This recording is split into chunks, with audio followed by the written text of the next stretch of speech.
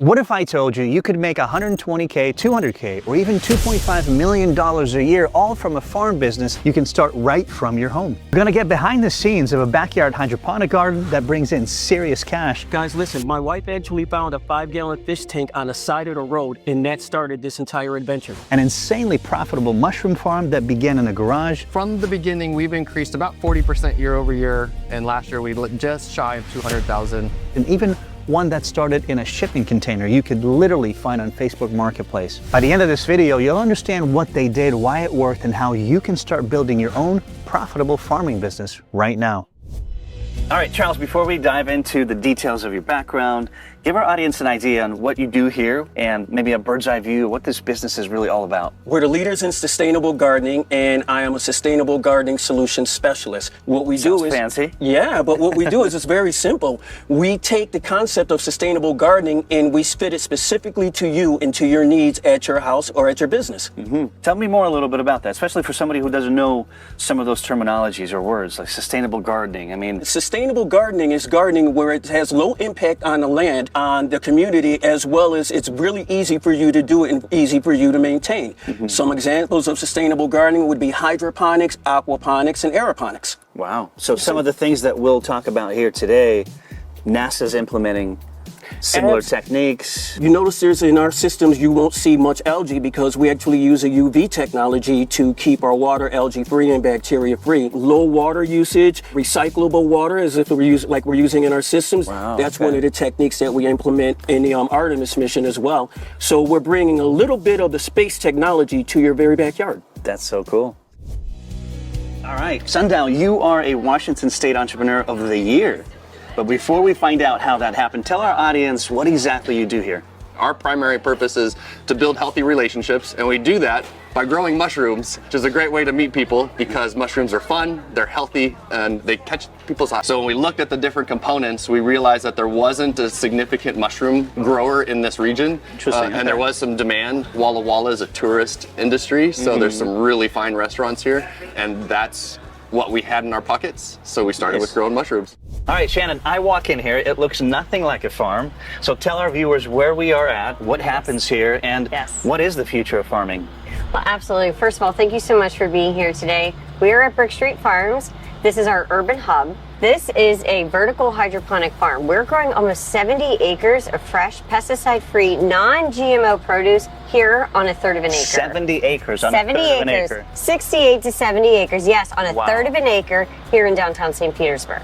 I can't wait to see the farms. How many containers are we talking about So total? we have 20 containers, 17 of them are growing leafy greens, and 3 of them are growing herbs or microgreens, also known as sprouts. Well, tell our audience what we're looking at here specifically. What's unique about this setup? This is our 3 by 3 foot hydroponic tray system, and it's a sustainable gardening, so this can be converted to hydroponics or aquaponics. What's the difference between aqua hydra for somebody that doesn't know? Very good question. Aqua is implementing fish, so we'll actually be using fish waste to provide nutrients for the plants and for the roots. It refers to how the plants are eating? Yes, Aqua versus hydra? Yes, how we actually provide the nutrients to them. Okay. One is fish-based, another one is natural minerals and nutrient-based like we're using in the system here for hydroponics. This is hydroponics, okay. Yes, sir. So what do you want our audience to take away from your story? That you can do it, that you can grow, that you can provide for yourself. You guys can do this. It's so much more than nutrition. It's feeding the mind, it's feeding the body, it's feeding the soul. Voila! Look how beautiful it looks. Why shipping containers? Because it was a small, controllable space that allowed us to start with a more affordable budget instead of building a huge warehouse and hoping we would grow into it. Tell us a little bit about your background. What drew you to specifically hydroponics? I actually don't have a background in agriculture. I'm an electrical engineer by training. So prior to this, I used to work in the electric utility industry, and I was a hobbyist gardener. When I moved down from the north, originally from Pennsylvania to Florida, I took the same approach to gardening, and it's extremely difficult down here. So I decided to turn my garage into a hydroponic farm, and that's really the birthplace of Brick Street Farms. So the hobby turned into what we see today. A failed garden experiment in my backyard, which then turned into converting my 2-car garage into a hydroponic grow room. Once I realized that I was growing more produce than my husband and I could eat, ended up feeding the whole block, And that's the birthplace of Brick Street Farms. We bought a shipping container, and then after that, it kind of snowballed. We both worked full-time for the first 2.5 years of Brick Street Farms. Ultimately, I left the electric utility and decided to go all in on Brick Street Farms. That's awesome. Hey, you guys, we just got to the farm. Welcome to Walla Walla. Look at this beautiful hay field. I know Sundown's already in there waiting for us, so. Hello. Hey, Paul, welcome to Chesed Farms. Hey, I just saw you 2 minutes ago. Yeah, welcome back. It's exciting to be actually at the farm. Talk to us about why you have a sawdust machine. Sure. Well, this is where we're going to prepare their food and their bed. So you can think of this as a bed and breakfast for alien life forms. Spoiled mushrooms. They need their food and bed. Okay. Yes. So we have their room and their food. There's a number of ways you can mix the substrate. And we take a bag. What are you mixing in there too? Oh yeah, we're mixing oak sawdust in pelletized form and oat pellets. Yeah, so we got our good old unicorn bag there. It's gonna put it on this hopper, step on the pedal. How much? Oh, you just, yeah, one step in everything. It all just mixed up. Revolutionized our business. Up until last year, we were mixing the stuff in totes and then measuring it by hand into the bags. Wow, so we have water, we have everything they need to get going. Yeah, the 3 ingredients that we're using. It does take a few minutes here for the pellets to absorb the water. And you see they kind of break down. So we have these totes and we'll make 12 in a batch. And in that time, it's ready to be folded. Okay. You want to make one? Sure. So then we open it up all the way like that? And just pull it up there. Make sure you hold on to it. This is about 10 pounds of stuff coming. And then wait for the water to drip and we're good. Good job, Paul. All right. I'm switching just careers. Go ahead and put that right next to that one. Yeah. So tell us about the scale of your operations as it is today. Of our 20 farm containers, each container puts out between 1,000 and 1,500 pounds a month of fresh leafy green produce. We're very excited about that. That's hard to believe when you look at it. Because we stack them, we're able to get to that level of scale. So we actually consider ourselves a commercial producer. So while we look small, we are actually a commercial industrial size producer. But our mission here is to bring that scale production to the point of consumption. How many employees are running this operation here? So including management and all of our marketing folks, we have a total of 24 employees, and each container takes about 1 full-time employee. As far as systems to start with, what's your advice? Oh, my advice would always be a tunnel system. We'll actually show you guys how you can go to your local big box store. You can actually pick up the materials to make this at your own house. Maybe $30 in materials, and within 8 weeks, you can start turning a profit off your sustainable gardening system. If I started from scratch, clearly the startup cost is almost minimal. Yes, sir. How quickly can I turn a profit then? Honestly, it would depend on what type of plant you're growing. Say, for example, lettuce, salad greens. Within 8 weeks from the time you put that seed in that system, you'll be selling lettuce greens, you'll be selling salad greens. Now, as compared to the traditional gardening, how much slower is that compared to 8 weeks? In a traditional gardening, you're looking at maybe 12 to 16 weeks before you're even able to have a viable enough of that lettuce crop to even take to the market. Also with traditional gardening, in that one spot where you grow that one head of lettuce, that's all you're going to get from that one spot. Well, in sustainable gardening, that one head of lettuce that you're actually growing is going to provide between 7 to 14 heads of lettuce worth of leaves. See, that's the beauty to sustainable gardening. You cultivate and you continue to let it grow. And one head of lettuce can produce 4 salads at least a week. What is the startup cost though, Sundown? Like if I wanted to get into the same industry, how much does it cost? Do I need to have a lot of money? Everything depends, right? That's what I learned in accounting class. Everything depends. But our startup, we had a garage, had a 3-car garage. So we converted one of those carports into our mushroom farm with $5,000. And we sought out recycled materials that we could get and things like that. For ours, we overdid the construction for sure. So we built actual walls, insulated them, mini split systems to control the climates. You realize you don't need that, is what you're saying? For that size of space, they would have what's called a Martha tent, named after Martha Stewart. I have to check that out. And it's just a pretty simple grow tent with a much less complicated humidification and temperature system that would have fit nicely in our space, but go big or go home. If I don't have a backyard and I live in a condo on the 50th floor or something, can I still do this on the inside of my living room or kitchen? In this case, this tray system might not work for you, but I bet you we have a system that we designed that'll work just for you. That'll be perfect. And what do you call that? We call that our Brooklyn Bridge system. It's a 21 port system. You want to go take a look at it? Absolutely. Let's go check it out. Let's go.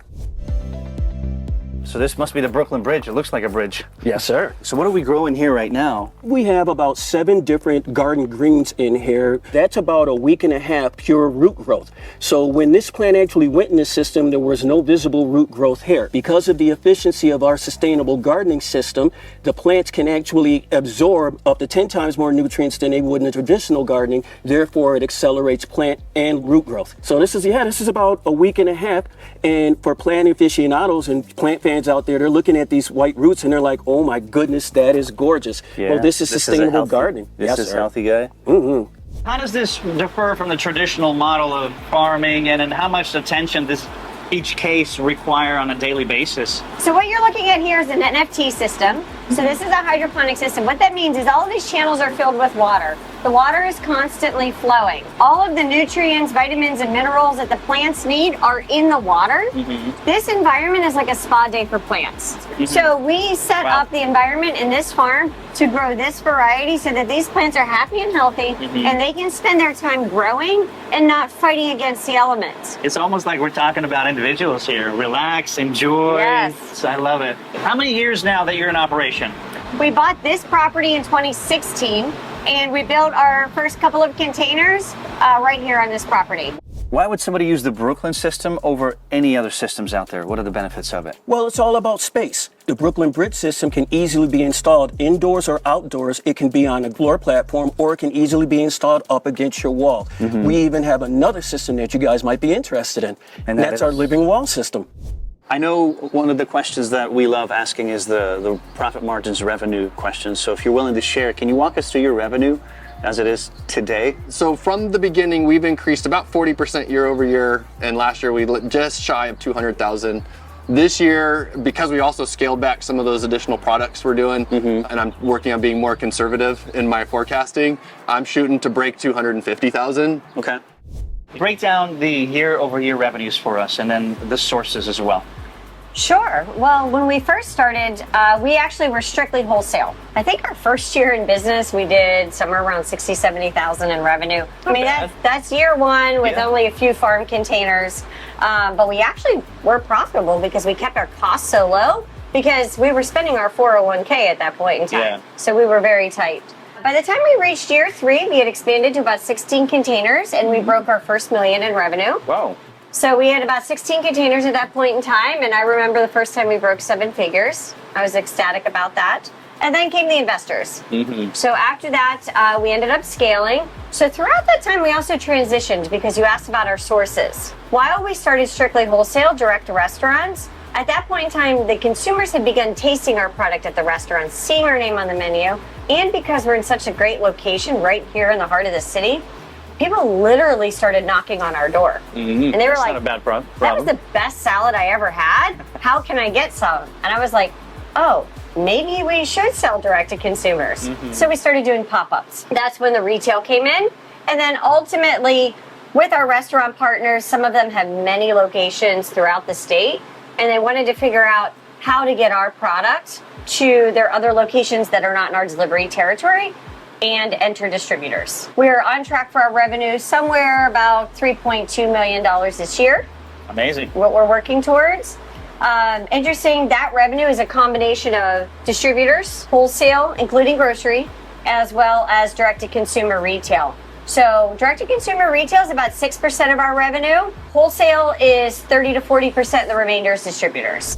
Let's talk about cost. I mean, if I wanted to get going and get this, obviously the idea is to start a business out of it, right? Exactly. This is what we're here to talk about and understand how scalable is this. So cost-wise for startup, what's the story for you?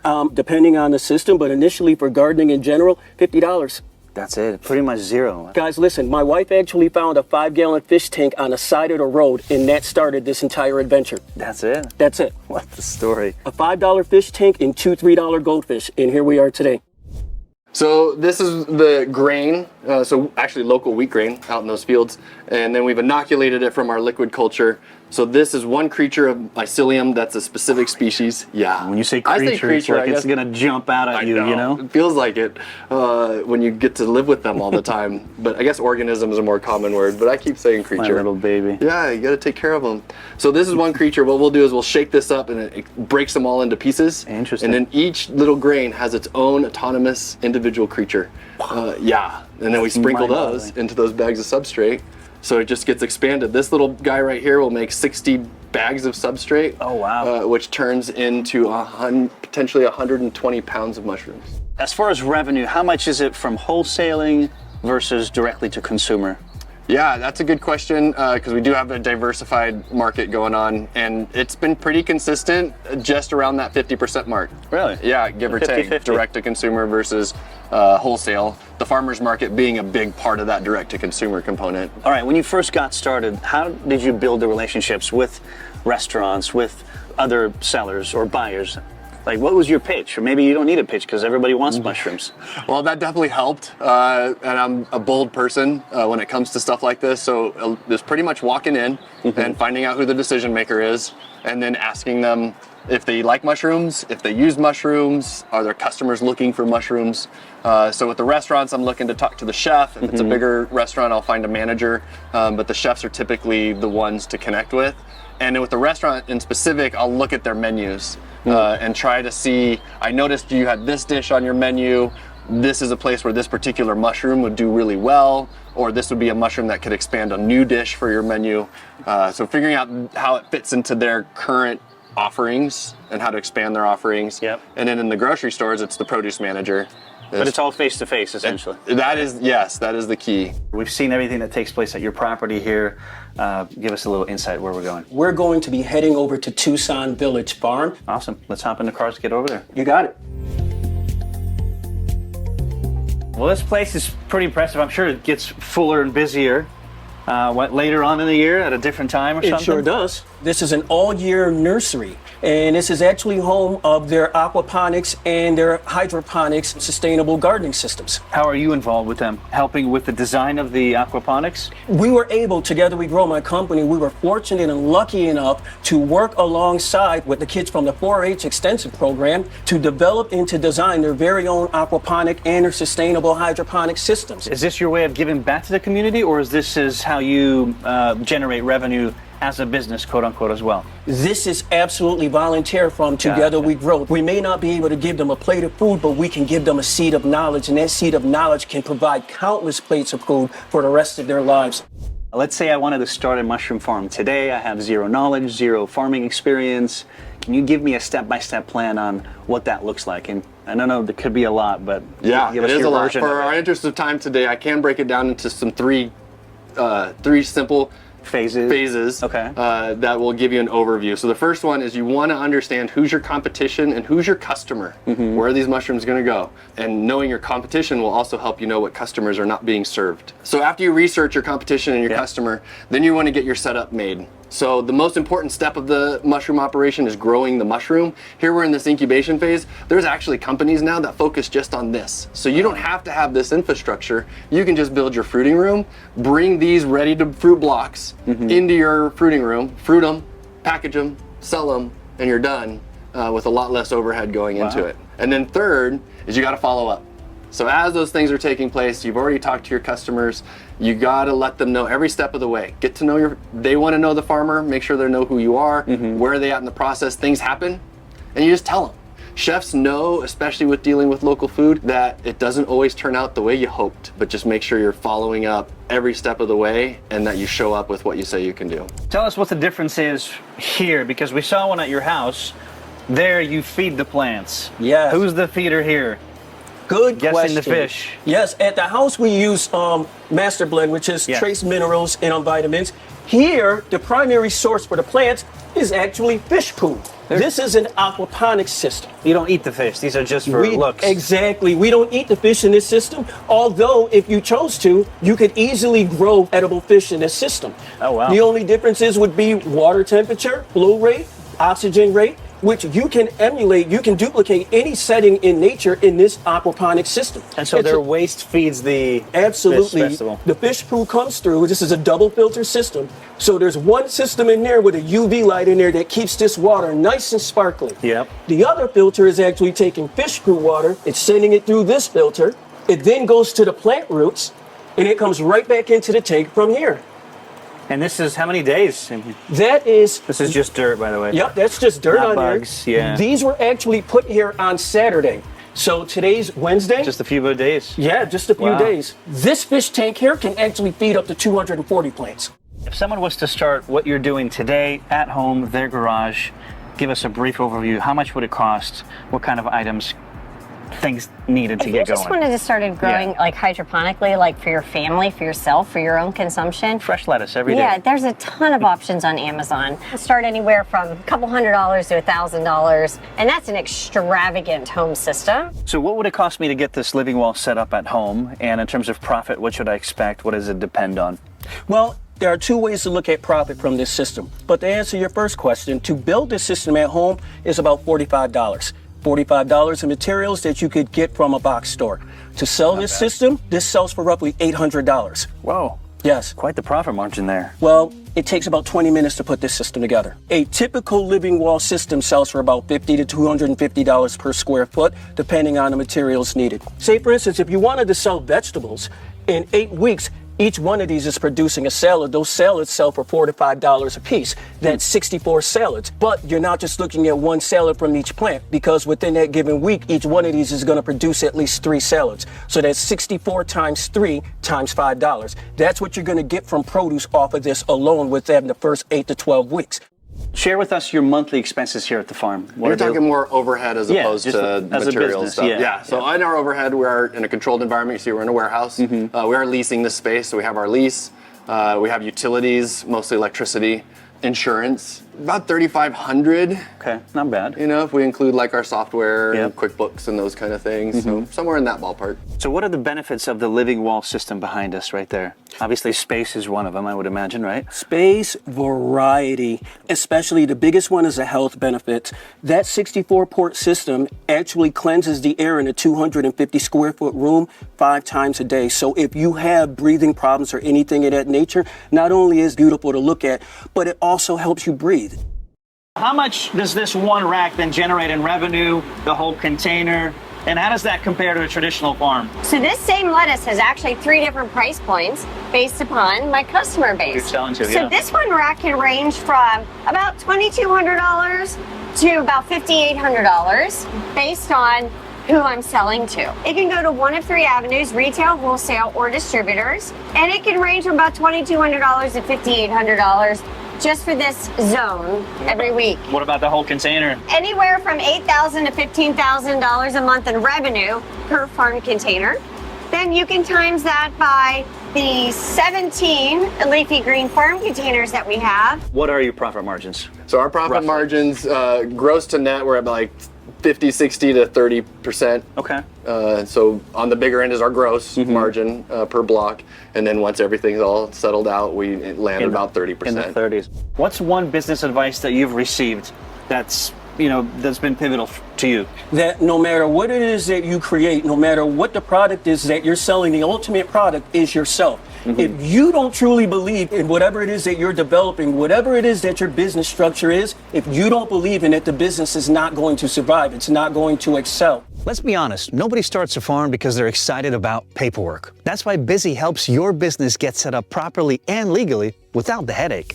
They handle everything, forming your LLC, filing with the state, and getting you official, all in just a few clicks. No confusing fine print, no surprise subscriptions, just clear upfront pricing so you only pay for what you actually need. Busy even gives you a professional business address with digital mail scanning, keeping you organized and legit from day one. Bottom line, starting a business is way more exciting when you can skip the paperwork and go straight to the fun stuff. So click the link below to get your business set up the easy way with Busy. There's a lot of entrepreneurs that show a lot of revenue, right? But there's not a lot of profit left at the end of the day. So what's the secret to being profitable? Well, it's a really interesting question considering this is controlled environment agriculture. Our industry has gone through a tremendous amount of change and turmoil the last few years, but what has allowed Brick Street Farms to prevail has been our focus on scalability, unit economics, and as I've mentioned in an earlier conversation, is really making tough decisions and knowing your numbers early on. And that really is just the nature of the agriculture industry. So a lot of farms, including indoor agriculture or controlled environment agriculture, do have to finance every season in order to get the crops to sell.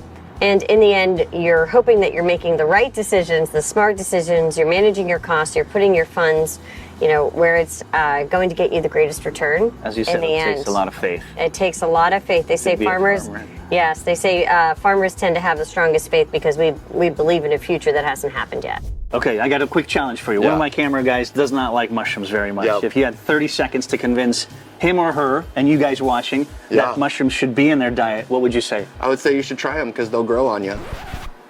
Let's try it. Talk us through the process of looking for this location. Any regrets?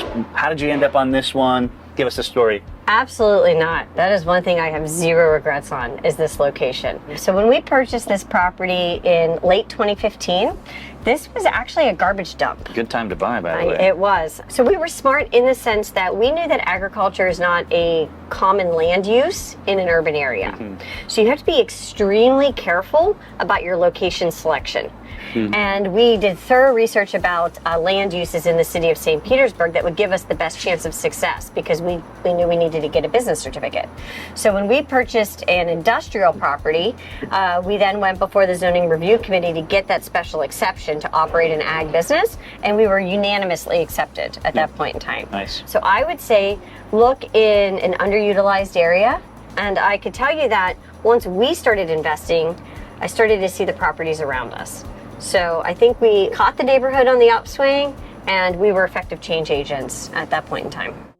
How long did it take for you to make enough mushrooms out of your home garage to then branch out and lease and get a bigger space? Well, I'm a fast talker, so we probably should have grown more.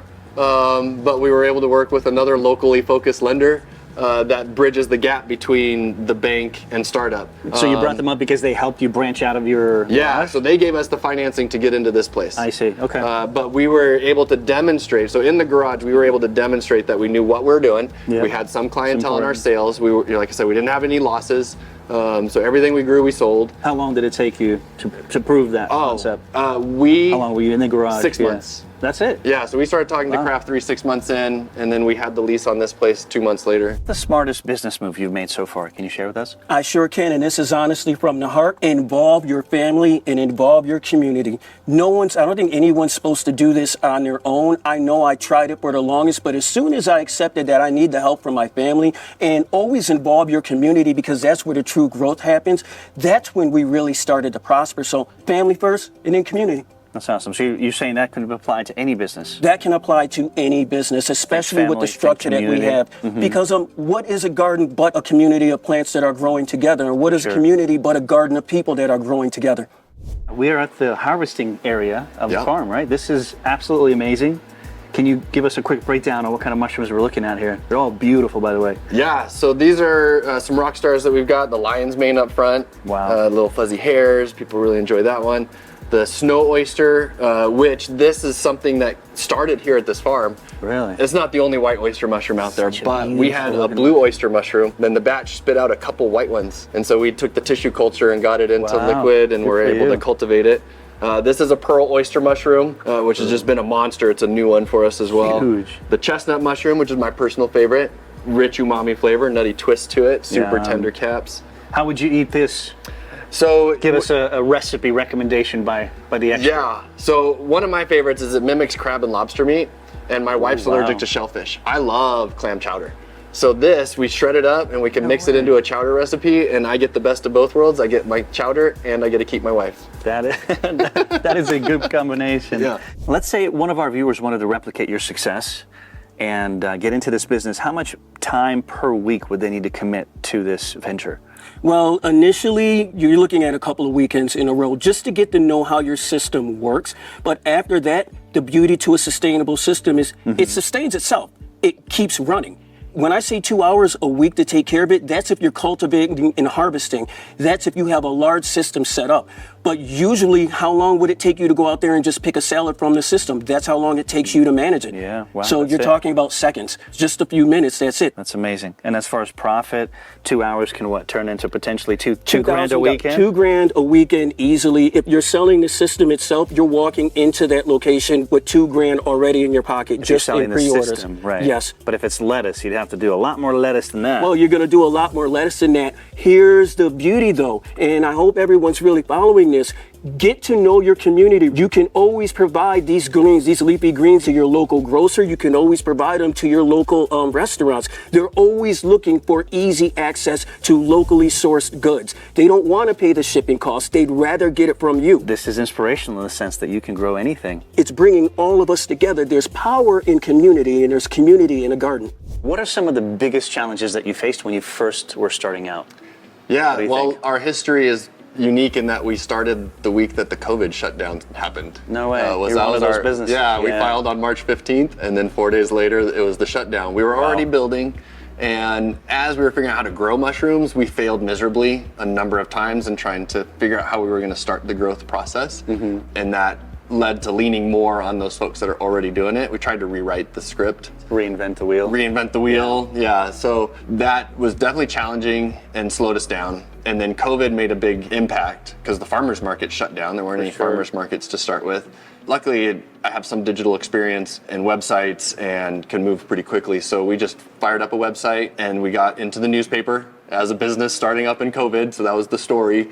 And we were delivering people on bicycle because no one was on the road and we're in a small town, and we sold out. So the challenge was the external factors that you don't think about. You took on some debt to keep the ball rolling, right? Yes. To keep scaling. Yes. What are some lessons? Because you were hesitant, then that changed. Well, I think what allowed us to even get there is we were extremely frugal at the beginning. We used our 401ks. It's a good way to start. Yeah, we refinanced our house. So I guess, does that count as debt? I guess technically it does, but not as much as if we had gone in a straight business loan. Yeah. Also, we purchased this property and then we were able to borrow against it. So we reinvested because the appreciation of this property, we were able to take some money out and invest in infrastructure. And then after that, after a few years, that's ultimately what led us to venture capital. So our venture capital was a combination of debt and equity. However, it just wasn't feasible for us to raise funds through a traditional business loan, like through an SBA or like Bank of America or something like that, because this is such a nuanced and young industry. It is, okay. We also were interested in the expertise and outlook that venture capital brought to us. You wanted to get into that world? The network, the experience. That alone is worth a lot. Yes, some of the mentorship that came with it was great.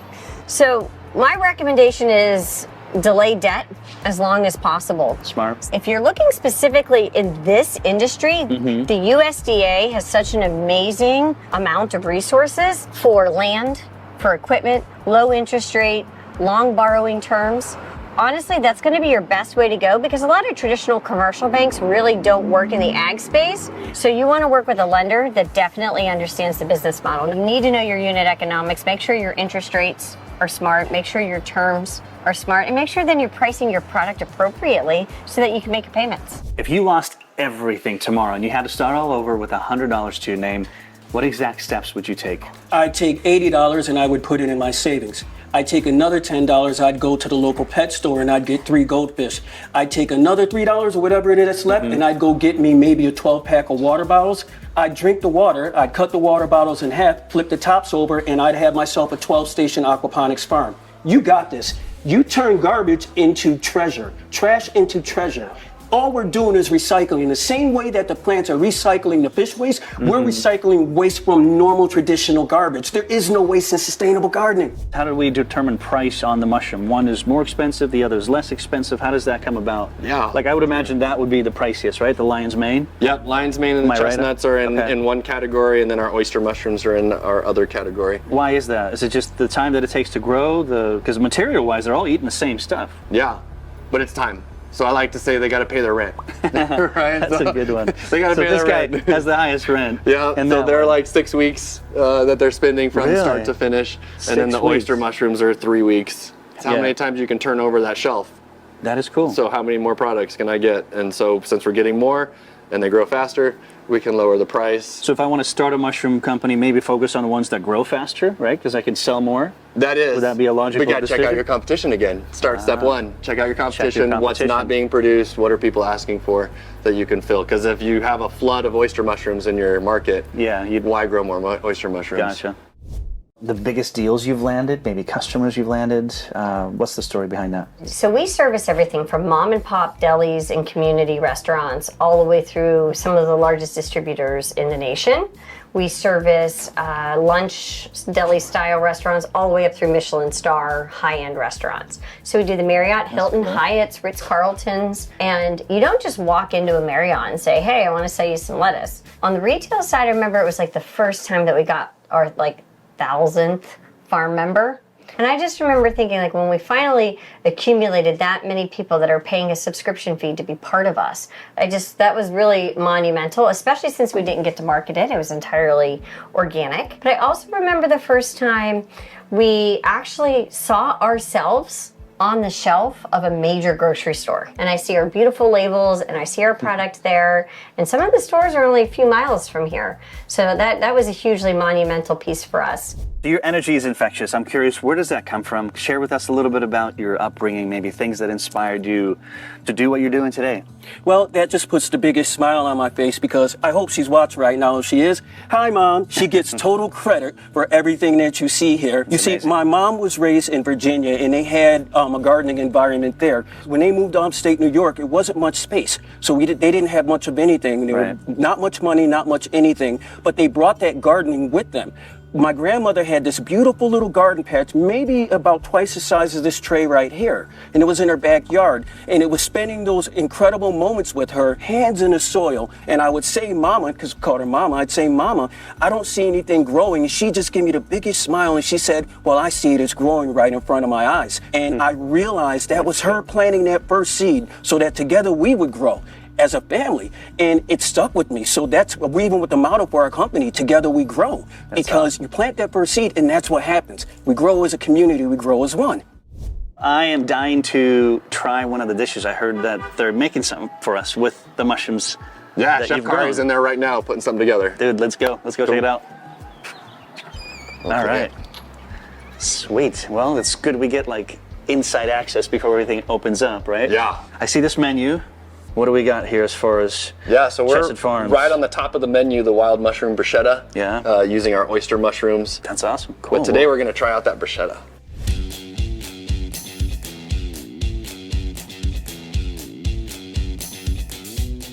So this is a crostini with oyster mushrooms on it, a little bit of the shiitakes as well, some caramelized onions. This is a local bread from Wheatland Bakery. That's been toasted, and then we have olive oil and balsam vinaigrette from another local company. All right, well, dig in. I'll do it with you. Let's do it. My favorite part. Wow, that's freaking good. Phase 2 of setting up a mushroom farm, and that is just setting up the operation physically, right? Yeah. What's important? What are some equipment that we can't live without? Anything else you want to highlight? So at this stage, I would recommend that you start with just fruiting the mushroom. Can you grow a mushroom? So if you focus on the fruiting component of all the process, that's a lot less setup that you're gonna need and a lot less technical experience that you're gonna need. But it's the most important step of the whole process because that's the mushroom. So set up your fruiting room or fruiting tent. Make sure you have a nice clean area to package and harvest, and a place to store those mushrooms because you want to keep them cool. Yeah. So those are the three things. You got a fruiting room, place to package and harvest, and a place to store your mushrooms, and you can be in the mushroom business because there's lots of other businesses that can support you in those earlier steps. So it doesn't sound like you need a lot of equipment necessarily. No, we started to try to do everything from start to finish. In hindsight, that would have been the thing that I would also maybe do different, is just focus on that fruiting stage, which is a lot of fun, a lot less equipment needed, and then that's the most important part of the sales in my opinion, because I like to eat and I like to talk to people. So yeah. Speaking of eating, this bread looks amazing, by the way. Yeah, this bakery, All Things Artisan, is not just a bakery. They also have freeze dryers. So they are freeze drying and powdering and packaging our mushrooms to give us that value-added product that we are able to offer. Okay. What's an unexpected obstacle you had to overcome when it comes to selling to customers? This is a hilarious one, convincing them that they're not eating fish poop because they've never seen this process. They're not aware of all of the science that's happening. But once you explain it to them, they're blown away by it. Let's talk phase 3 and elaborate on that and the importance of it. Yeah, so I'd like to say phase 3 is that communication with your customer primarily. So every step of the way. With the mushrooms, I can tell roughly in a week, because they're starting to pin, that I think I'm going to have this many pounds. So I can do that order, but I need to touch base with you in 4 days, because then I'll see if they're actually growing or if some of them had problems. Yeah. And so I can adjust, and then letting them know when you're going to be there. Ask a lot of questions too. What works best for them that you're willing to work within. But any way that the customer can know better where they stand with you and who you are. What's your energy bill per month? I always wanted to find that out. And then what's the other line item that's the most expensive to operate this farm? Our energy is mostly dependent on because of 2 major systems. We're running our grow lights, which is our #1 contributor to our cost, which you see right here, the high efficiency LED lights. And the other thing is our environment. So our back wall has a 5-ton bar unit, so it's an HVAC system, including dehumidification. So we keep our farms in here at about 70 degrees. So between the lights and the HVACs, each farm container's monthly electric bill is about $1,000. Oh. So you can range anywhere from $17,000 to $30,000 a month in electricity, and we are actually one of the most energy efficient farm companies. And then you have to think about it in terms of labor. But labor is our most expensive. We're farming 70 acres of farmland on 1/3 of an acre. That takes a lot of bodies. Taking into account everything you've seen, everything you know, what qualities do you think a successful farming entrepreneur should have? I'd say 3 things. So patience being the first one, stamina the second one, and persistence. Can you elaborate on one of them? Yeah, so patience so that you slow down and realize that all the crises aren't necessarily crises. Stepping stones. And you're working with people, right? So being patient with each person. And then stamina, because it is hard work. I move one of these 10-pound blocks 600 times a day. So it's a ton of material. Yeah, it's my workout. I don't need a gym membership. Seriously. It justifies those 80 hours. Yep. So I'm moving every day. It's a workout. And then the persistence, because it takes time to get to the final product. So you gotta stick through it and then do it again. Can we try one of these? I've never seen these guys before. Go ahead, pull and leave. All right, I'll take the whole thing. Yeah, go ahead, take the whole thing. So this is actually one of our fanciest crops, and it tastes like a cross between sour green apple and lime. Wow, that's delicious. It goes in salads, it goes great on top of fish or seafood. Offsets whatever's in the palate there, that's amazing. Whenever we do pop-ups, this is actually the #1 crop that we bring with us for people to taste test. What is it selling for, just on a resale side? If I were to come in and pick up a few. So this is actually one of our more expensive crops. I would say, yeah. So 2 ounces starts anywhere around $8, and the maximum size we sell is 8 ounces, which gets up into $28 to $32. Wow. The interesting thing about red sorrel is that the seeds look like black salt. They're super tiny, and it's the most expensive seed that we buy. Do you see this business model as recession-proof? Why or why not? I absolutely do, because this business model was the birth of the recession. This business model was the result of the pandemic. This business model was the result of, at one point, there was a government shutdown, and I was actually sent home from my job at Kidd Peak for an extended amount of time. So I had to make something that was recession-proof because a government job just wasn't. Those can come and go. Guess what always stays? Hunger. Yeah. You need to eat. So feed them food. And people are always going to need to get away from some type of stress. So gardening, people always want an easier way to do it. So sustainable gardening, as we get older, our joints start to hurt and ache. So sustainable gardening where it's not painful to your body. We kept all of these in mind from 8 to 80. Recession proof, we have something for you. Be bold and be proud of what you're going to do. Even though in your early stages, you let them know. So at a restaurant, for instance, you're going to want to read their menu first, right? See what they're serving. Go through their website and social media and look for statements that say they value local products. Those are going to be easier customers to connect with. And if they don't say that, keep looking, and you can return to those customers later if you think you can build that relationship. In the grocery stores, if that's the market you want to go after, go talk to that produce manager. And if you just happen to have a nice community and neighborhood that you're involved in and known, you could just do some direct sales and then offer some online sales and possibly a subscription and just deliver in your neighborhood. Make it simple. This style of farming clearly has a lot of incredible benefits, right? Absolutely. The food, the environment, etc. Yes. Why do you think more farmers are not getting into it? They've already invested so much into their land and into their equipment and into their processes. I mean, they're probably paying 30-year loans on most of that equipment. It's not so easy to just switch models. But what I think is more farmers are embracing like hybrid models. They're adding greenhouses. And I also think more people are getting into hydroponics that have never been farmers before. What are the biggest challenges of running a mushroom farm? Yeah, I have a phrase I say hashtag FarmLife. In our case, machines break down, contamination happens. Oh, dang. Yeah. How do you deal with that? Well, just toss everything and start over? In some cases, yeah. Wow. Maybe not everything, but it might be an entire batch. It just gets tossed out. We have codes so that we know every step of the way where this mushroom came from the original liquid culture. So I can scan Give me that. An example, yeah. Yeah, so we have the QR code there. Gotcha. And 04, so April 22nd probably? That's when this bag was made, was April 22nd. But if we scan the QR code, you'll see a whole string of letters and numbers that let me know each individual grain bag, grain jar, and which original liquid source that it came from. What software are you using to track it this way? We're doing some Google Sheet stuff, and there's a couple software platforms that are under development, and we're on some beta stuff so I'm hopeful.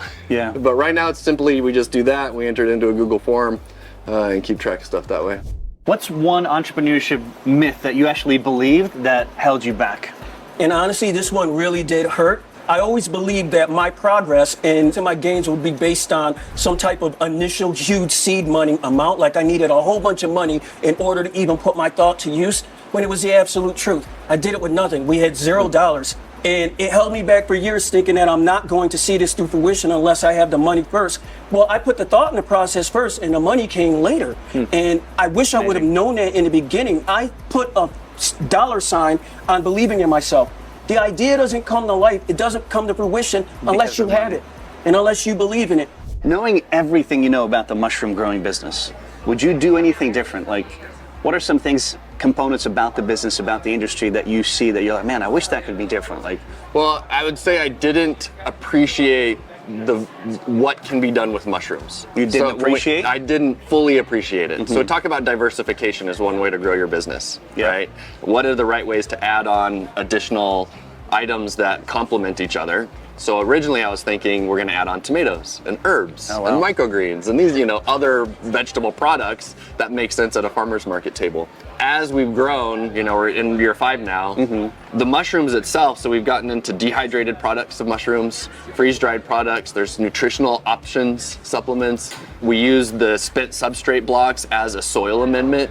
So there's value-added products throughout our process line that I wish I would have focused on for our diversification to add value rather than trying to add additional product lines. Like a tomato, right? Like something totally different. Yeah. So that's I think the biggest thing that I would shift if I could go talk to myself 2 or 3 years ago. What's it like, Shannon, to kind of reflect back in the early days, realize you started in the garage, now you're here, on track to do $3.5 million at the end of 2024. Just describe to us the feeling, the journey, the emotions.